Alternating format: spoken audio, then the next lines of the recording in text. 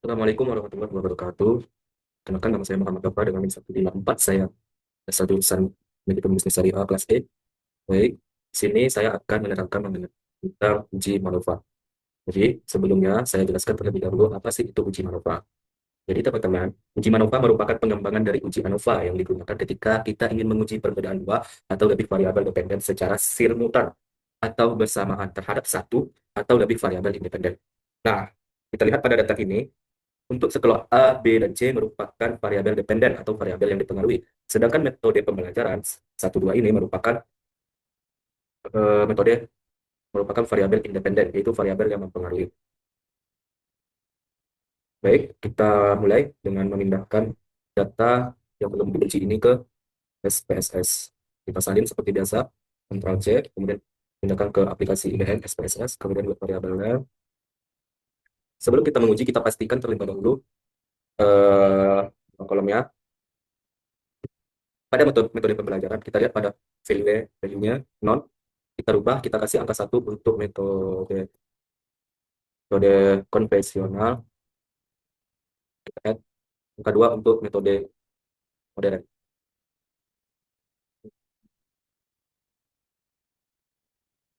Jika udah, kita oke kan, kemudian kita lihat nih, kolom measure ini kita rubah semuanya menjadi scale. Kita selesai, langsung saja kita uji ANOVA.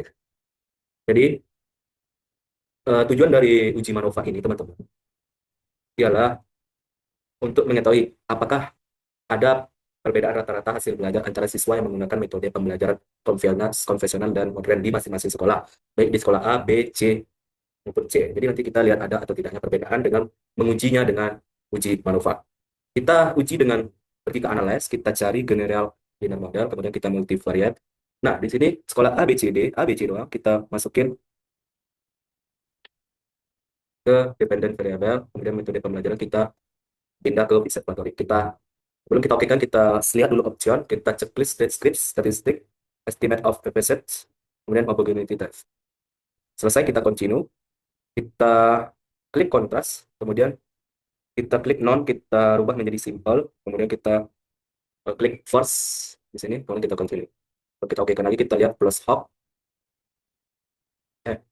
plot saja. Metode pembelajaran ini kita pindahkan ke horizontal axis, kemudian kita add, continue.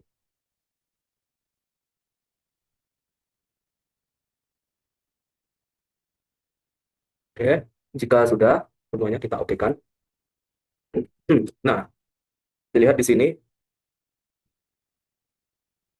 hmm, hasil interpretasi dari uji MANOVA yang telah kita lakukan pada kolom backend, subject factor, ini semua, angka 1 untuk metode konvensional, angka 2 untuk metode modern.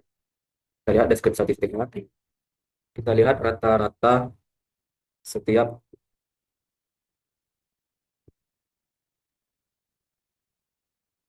kita lihat di sini rata-rata setiap sekolah terhadap metode pembelajarannya.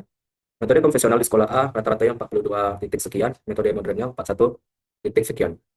Nah, maka dapat disimpulkan di sini lebih unggul metode konvensional, metode pembelajarannya terhadap sekolah A. Begitu juga dengan sekolah B, lebih tinggi metode konvensional terhadap metode modern di sekolah B.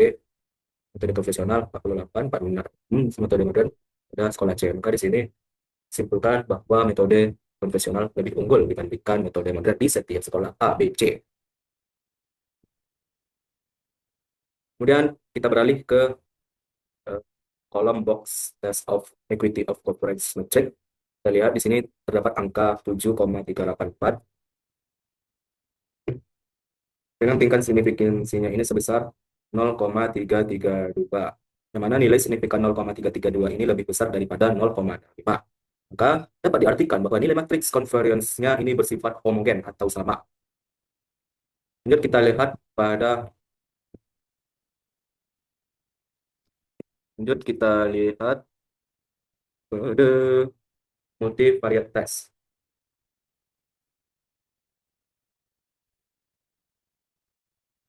Yang pertama itu ada asumsi Pilal Press.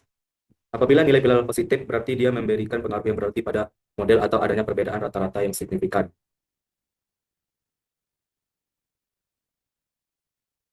Antara kelompok data. Contohnya untuk nilai multivariate test, Nilai pilarnya ini sebesar 0,968 yang menunjukkan bahwa dia positif. Maka dapat disimpulkan bahwa metode pembelajaran memberikan pengaruh yang berarti pada sekolah A, B, dan C. Kemudian di sini asumsi yang kedua adalah Wells Lambda. Nilai lambda harus berkisaran dari 0 sampai 1. Apabila nilai lambda mendekati 0, maka dia memberikan pengaruh yang berarti pada model. Dan sebaliknya, apabila nilai lambda mendekati 1, maka dia tidak memberikan pengaruh signifikan atau pengaruh yang berarti pada model. Untuk multiplier ini, nilai lambdanya sebesar 0,032, yang menunjukkan bahwa nilainya mendekati 1. Maka dapat disimpulkan bahwa dia tidak memberikan pengaruh yang berarti pada sekolah A, B, maupun C. Kemudian, asumsi yang ketiga yaitu hoteling stress. Mengenai hotel interest ini, nilai hotel yang harus lebih besar daripada nilai pilar ini. Apabila nilai hotel yang lebih besar daripada nilai pilar, berarti terjadi perbedaan yang sangat besar antara nilai pilar dan hoteling. Maka dapat disimpulkan bahwa terdapat hubungan yang signifikan atau memberikan pengaruh yang berarti pada model. Begitu juga sebaliknya apabila nilai hotel yang mendekati nilai pilar, maka dia tidak memberikan pengaruh yang berarti pada model. Untuk nilai hoteling ini, nilainya lebih besar daripada pilar, di mana nilai hoteling sebesar 30,164, sedangkan nilai pilar yaitu 0,968, yang menunjukkan nilai hoteling lebih besar daripada nilai pilar. Maka dapat diartikan bahwa terdapat hubungan yang signifikan atau metode pembelajaran memberikan pengaruh yang berarti pada sekolah A, B, maupun C. Oke, ini mengenai hoteling stress. Kemudian yang keempat, Roy-Slers-Roth. Nah, nilai Roy harus bersifat positif dan selalu lebih kecil dari hoteling yang berarti menunjukkan dia memberikan pengaruh yang berarti pada model. Sedangkan apabila nilai Roy lebih besar daripada nilai hoteling, maka dia tidak ada pengaruh. Lalu kita lihat pada multivariatasnya ini bahwa nilai Roy sama dengan nilai hoteling. Jadi dapat diartikan nilai Roy ini ada pengaruh atau tidaknya pada model.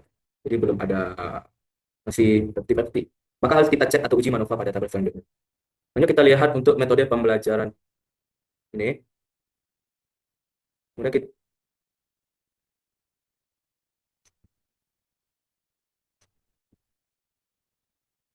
pada setiap asumsi nilai signifikan ini sebesar 0,960 semuanya, yang menunjukkan dia itu lebih besar daripada 0,05. Maka dapat diartikan tidak ada perbedaan yang signifikan pada sekolah A, B, maupun C. Berdasarkan metode pembelajaran. Lanjut kita lihat lagi pada kolom test of Baldwin Subject Effect.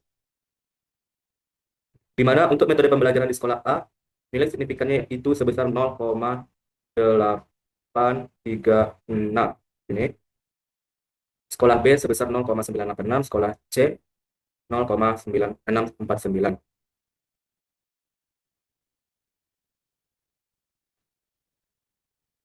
Maka dapat diartikan tidak ada perbedaan yang signifikan pada sekolah A, B, maupun C berdasarkan metode pembelajaran. Lanjut kita lihat, sorry. Yang berarti nilai 0,836,986 ini, hmm, ini menunjukkan bahwa metode pembelajaran di setiap sekolah itu nilai signifikannya lebih besar daripada 0,05. Maka dapat kita simpulkan bahwa metode pembelajaran sekolah A tidak ada perbedaan dengan metode pembelajaran sekolah B maupun C. Begitu juga seterusnya. Dan lanjut untuk test of Baldwin subject effect, ini nantinya hasil output. Itu nilai signifikannya bakal sama dengan kolom unit varian test rest, di mana untuk sekolah. Hmm, ada.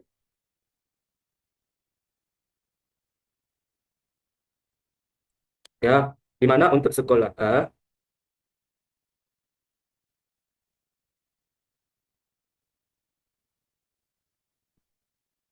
sebesar 0,836, sekolah B sebesar 0,986, sekolah C sebesar 0,69. Dia nanti sama dengan di kolom di test of Baldwin subject effect. Mungkin sekianlah video yang bisa saya sampaikan kepada audiens yang minat. Ya, saya Muhammad Fafa. Assalamualaikum warahmatullahi wabarakatuh.